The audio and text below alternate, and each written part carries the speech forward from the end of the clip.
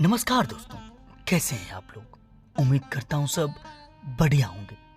दोस्तों, आज हम लोग भगवत गीता का तीसरा अध्याय पढ़ने जा रहे हैं, लेकिन उसके पहले यह देख लेते हैं कि हम लोग ने दूसरे अध्याय में क्या पढ़ा था। दूसरा अध्याय में श्री कृष्ण ने अर्जुन को आत्मा की अमरता, धर्म का पालन, निष्काम कर्म और अस्थैर्यता का महत्वपूर्ण ज्ञान दिया था। तीसरा अध्याय कर्म योग। कुरुक्षेत्र के युद्ध भूमि में जब अर्जुन अपने कर्तव्य को लेकर असमंजस में थे और युद्ध करने से पीछे हट रहे थे, तब श्री कृष्ण ने उन्हें कर्मयोग का उपदेश दिया। इस अध्याय में कर्म का महत्व, निष्काम भाव से कर्तव्य पालन और संसार के चक्र की व्याख्या की गई है।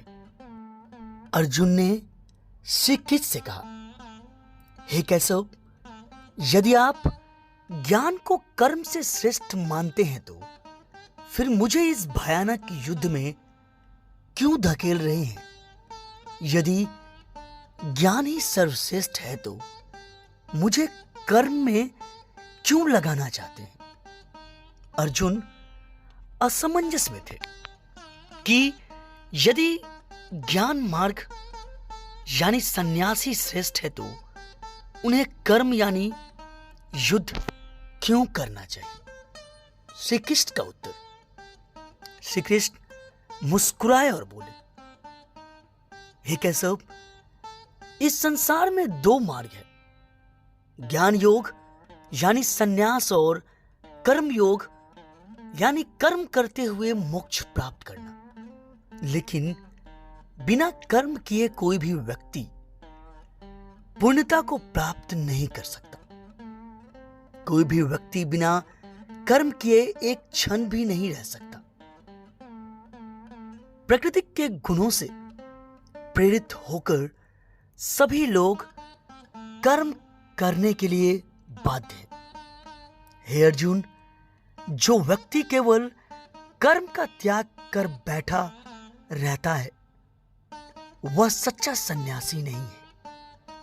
असली सन्यास वह है जो कर्म करता है लेकिन उसमें आसक्त नहीं होता। इसलिए हे अर्जुन, तू अपने कर्तव्य का पालन कर। जो व्यक्ति बिना किसी स्वार्थ के अपने कर्तव्य को करता है वही परम सिद्धि को प्राप्त करता है। श्री कृष्ण ने आगे कहा, इस संसार की रचना के आरंभ में ब्रह्मा जी ने यज्ञ के साथ प्रजा को उत्पन्न किया और कहा, यज्ञ के द्वारा तुम नंदशील बनोगे और इससे ही तुम्हें मनोवांछित फल मिलेगा।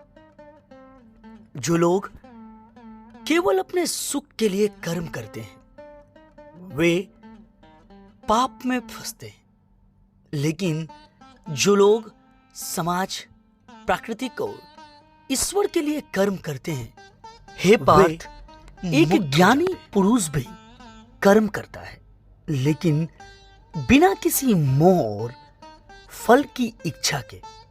इसलिए तुम भी उसी तरह कर्म करो।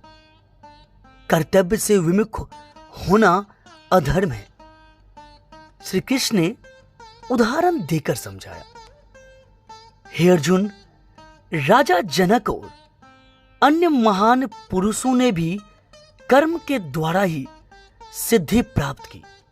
लोक कल्याण के लिए ही उन्हें कर्म करना पड़ा। यदि मैं यानी भगवान भी कर्म करना छोड़ दूं तो सभी लोग मेरा अनुसरण करेंगे और सृष्टि का संतुलन बिगड़ जाएगा। इसलिए हे अर्जुन, अपने कर्तव्य का पालन करो। अज्ञानी व्यक्ति कर्म से बंध जाते हैं, लेकिन ज्ञानी पुरुष उसे निष्काम भाव से करते हैं। अर्जुन का दूसरा प्रश्न। अर्जुन ने पूछा, हे मधुसूदन, मनुष्य क्यों अपने ही इच्छाओं के वशीभूत होकर पाप करता है, जैसे कि वह बलपूर्वक खींचा जा रहा हो? श्री कृष्ण का उत्तर, काम और क्रोध सबसे बड़े शत्रु होते हैं। श्री कृष्ण ने उत्तर दिया, हे अर्जुन, यह रजोगुण से उत्पन्न काम ही क्रोध में बदलकर मनुष्य को पाप में धकेल देता है। यह संसार का सबसे बड़ा शत्रु है।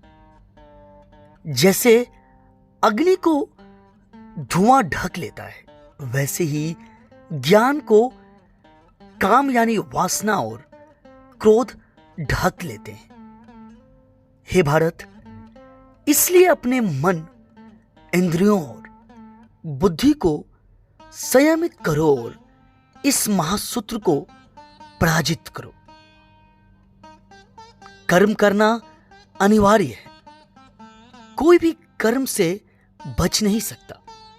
निष्काम कर्मयोग श्रेष्ठ है। बिना फल की चिंता किए कर्म करना चाहिए। कर्तव्य का पालन आवश्यक है। अर्जुन को अपने श्रेणीय धर्म का पालन करना चाहिए। काम यानी इच्छा और क्रोध सबसे बड़े शत्रु हैं, जो मनुष्य को पाप की ओर ले जाते हैं। हमें अपने कर्तव्य से भागना नहीं चाहिए। स्वार्थहरित कर्म करना और सबसे श्रेष्ठ मार्ग है। क्रोध और इच्छाओं पर नियंत्रण रखना चाहिए। इस प्रकार श्री कृष्ण ने अर्जुन को कर्मयोग का उपदेश दिया, जिससे अर्जुन अपने मोह से मुक्त होकर युद्ध करने के लिए तैयार हुए।